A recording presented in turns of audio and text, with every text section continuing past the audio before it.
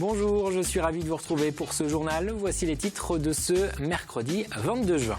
Le Brexit interroge les entreprises vendéennes. Elles sont plusieurs à échanger avec le Royaume-Uni et elles attendent le résultat du référendum organisé ce jeudi outre-Manche. Si le pays sort de l'Union européenne, cela pourrait avoir des conséquences, notamment financières. Explication au début de cette édition avec une entreprise de Chambretot. Les soldes d'été, c'est parti depuis ce mercredi dans les magasins, mais aussi en ligne. De plus en plus de consommateurs choisissent de chasser les bonnes affaires sur Internet. Les enseignes de e-commerce enregistrent une hausse d'activité en cette période et doivent s'adapter, exemple dans ce journal, à la Véry. Et puis nous reviendrons bien évidemment sur la 35e fête de la musique. Des Herbiers au Sable d'Olonne, de Châlons à Fontenay-le-Comte, des milliers de personnes sont descendues dans les rues pour chanter et danser, parfois jusque tard dans la nuit.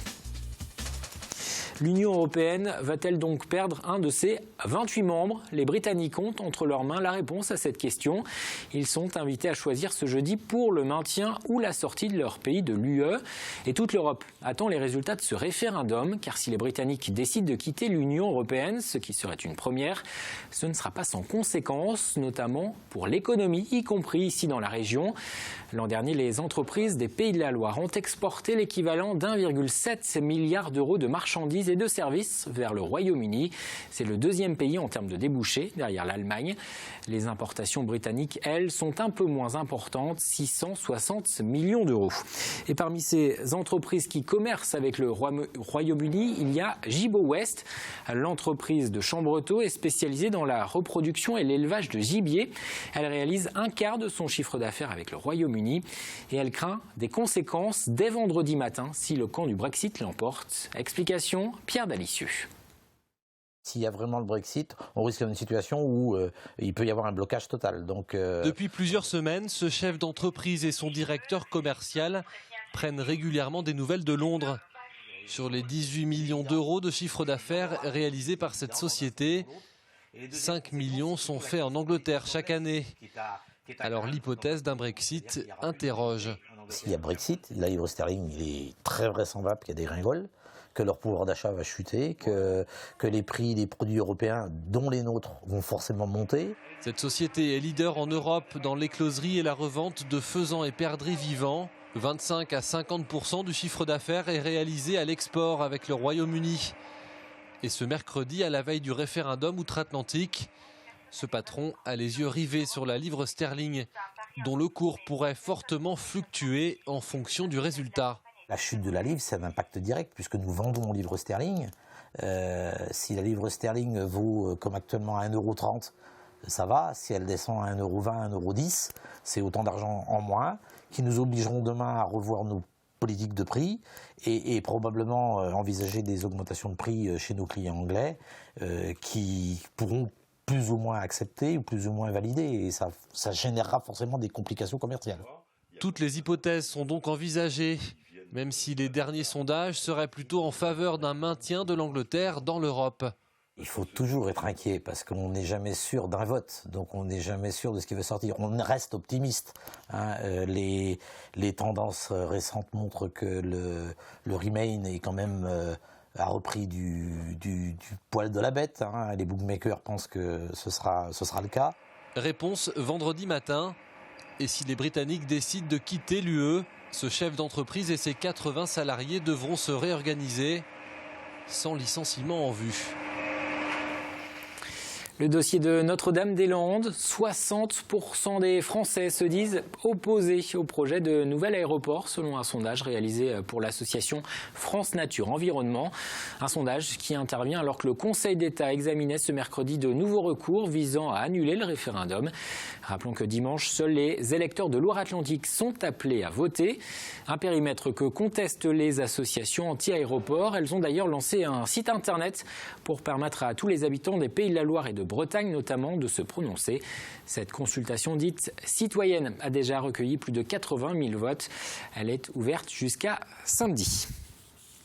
Le chiffre a été révélé en début de semaine par Santé publique France. La pollution de l'air provoque chaque année dans l'Hexagone 48 000 décès, en cause notamment les particules fines rejetées dans l'atmosphère par les pots d'échappement des véhicules ou encore les cheminées des maisons et des sites industriels.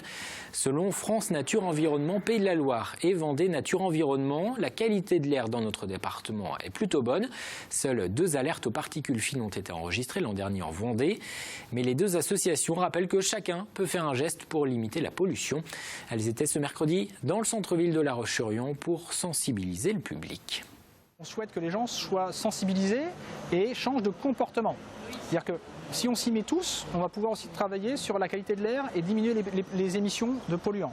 Par exemple, ne pas prendre la voiture systématiquement pour aller faire ses courses ou aller au travail, prendre les transports en commun, faire du vélo, sont des gestes qui permettent d'améliorer la qualité de l'air.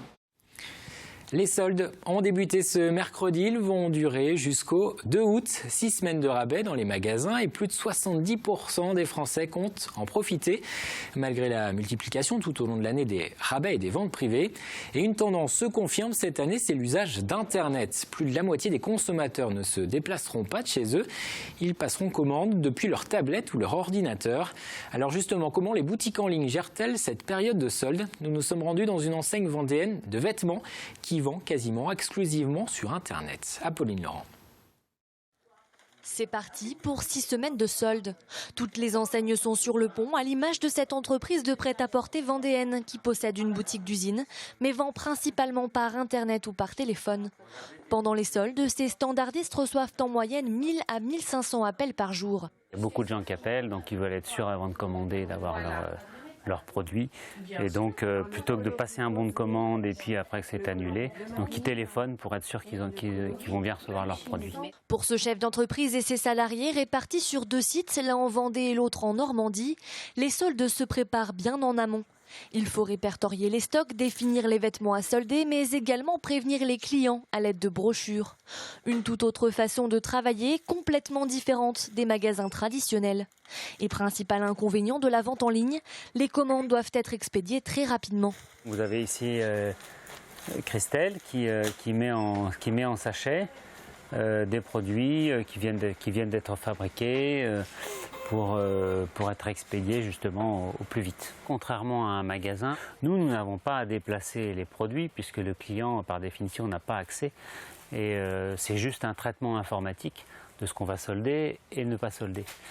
Donc à ce niveau-là, il n'y a pas un travail de préparation particulière, si ce n'est qu'il y a plus de commandes à préparer. Selon un sondage, près de 53% des Français commanderont sur Internet pour ces soldes d'été. Une aubaine pour ces boutiques en ligne. Globalement, la période de solde chez nous, ça fait remonter d'environ 10 à 20% du chiffre d'affaires. D'autant que là, la météo a été quand même pas très clémente du tout, malheureusement, ces derniers mois. Et donc, on a un peu plus d'articles à solder pour nos clients. Le budget moyen des soldes d'été cette année est en hausse par rapport à l'année dernière. Et les achats en ligne rattrapent petit à petit les soldes en magasin. Une bonne nouvelle pour les différentes enseignes, après des soldes d'hiver mitigés. Le département veut favoriser le développement du volontariat chez les sapeurs-pompiers. 77% des interventions sont assurées par des pompiers bénévoles en Vendée. Ils sont donc indispensables. Mais dans certaines communes, les candidats ne sont pas suffisamment nombreux, ce qui pose un problème pour assurer les secours. Alors des mesures incitatives commencent à être mises en place. Une convention vient ainsi d'être signée. Elle va permettre aux sapeurs-pompiers volontaires vendéens d'accéder plus facilement à un logement social, notamment dans des zones tendues comme sur le littoral. Il est arrivé qu'un certain nombre de centres de secours soient en difficulté pour fidéliser les sapeurs-pompiers volontaires qui étaient employés. Et donc tout cela fait partie de la politique qui est mise en place dans ce département pour stabiliser cette disponibilité des sapeurs-pompiers volontaires. Ça passe par des accords avec les entreprises, notamment pour rendre mieux compatibles le travail professionnel et les missions des sapeurs-pompiers volontaires. Mais l'accès au logement est aussi une dimension importante que nous voulions prendre en compte à cette occasion. Relier l'Île-Dieu et les Sables d'Olonne à la nage, c'est le défi que vont relever ce week-end une vingtaine de nageurs. Un raid sportif mais surtout solidaire car cette traversée de 52 km est organisée pour collecter des fonds pour la Ligue contre le cancer. À l'origine de ce défi, il y a le président du club d'exploration subaquatique des Olonnes. Sa fille, Séverine, a été emportée par un cancer de la peau à l'âge de 32 ans. Alix Lanos. C'est le dernier entraînement avant le grand jour, avant de relier l'Île-Dieu aux Sables d'Olonne à la nage. Un challenge un peu fou, le raid Séverine, un défi sportif contre la maladie, lancé il y a 3 ans par Philippe Delahaye.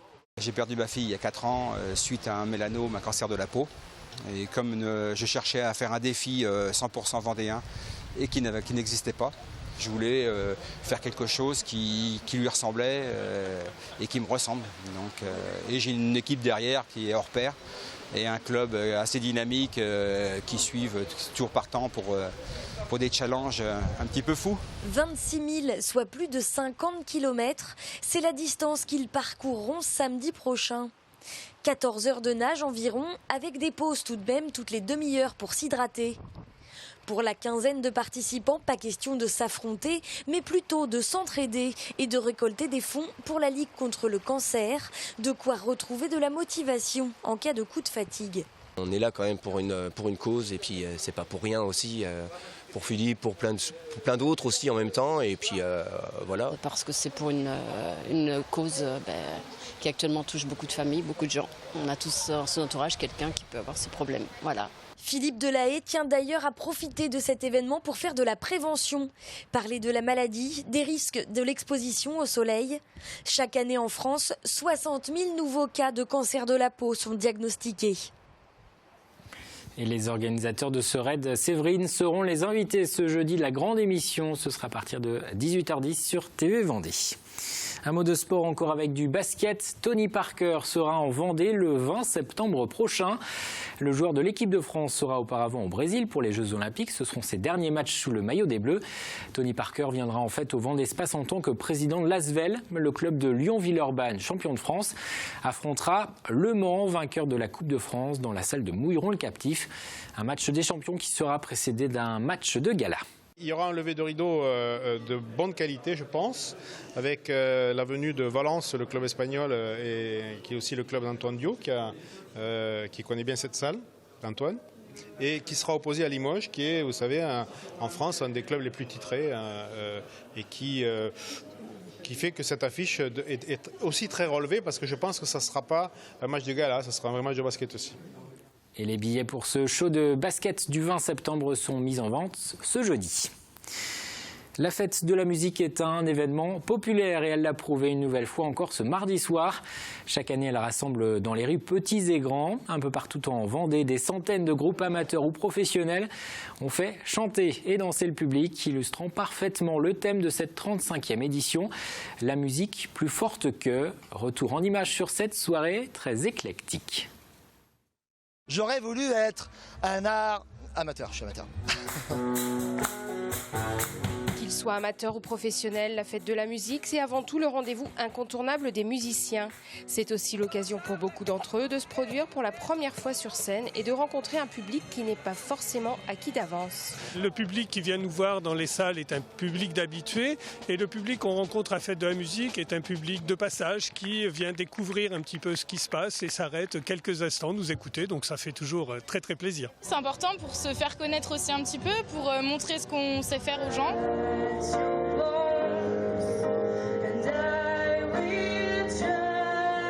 Les gens ils sont là, ils passent, ils vont voir, ils reviennent et je trouve ça assez sympathique, c'est plus convivial peut-être que des soirées plus formatées concerts. Voilà. On a tous commencé par la fête de la musique, même si on tourne après, faut toujours se rendre disponible pour la fête de la musique, c'est un grand moment de fête et c'est la nôtre, c'est notre fête. Chansons françaises, rap, école de musique, orchestre d'harmonie ou encore rock pour ne citer que. Tous les styles musicaux sont représentés. Un éclectisme apprécié par le public venu chercher une parenthèse musicale. Essayer d'oublier le quotidien et la routine du boulot et du stress quotidien surtout. On est tous là et il y a plein de monde, la musique et tout, et c'est vraiment bien. C'est simple, c'est sans complexe, tout le monde rigole, tout le monde essaie de faire bien et c'est rigolo. Une 35e édition qui aura bénéficié cette année d'une fenêtre météo clémente jusque tard dans la nuit.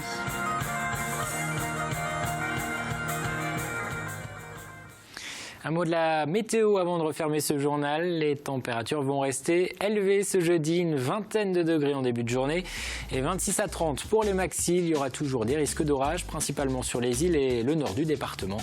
Le détail des prévisions, c'est dans un instant avec Armel Pavageau. C'est la fin de cette édition. Merci de l'avoir suivi. On termine ce journal avec cette nouvelle performance de Jean-Claude Le Bourris. Après avoir sauté en parachute, sauté à l'élastique, ce Vendéen de 82 ans s'est lancé un nouveau défi, faire de la voltige aérienne pour prouver qu'il est possible de profiter de la vie après une transplantation cardiaque. Pari réussi. C'était ce mercredi la journée nationale du don d'organes. On se quitte sur ces images. Moi, je vous donne rendez-vous demain pour un nouveau journal.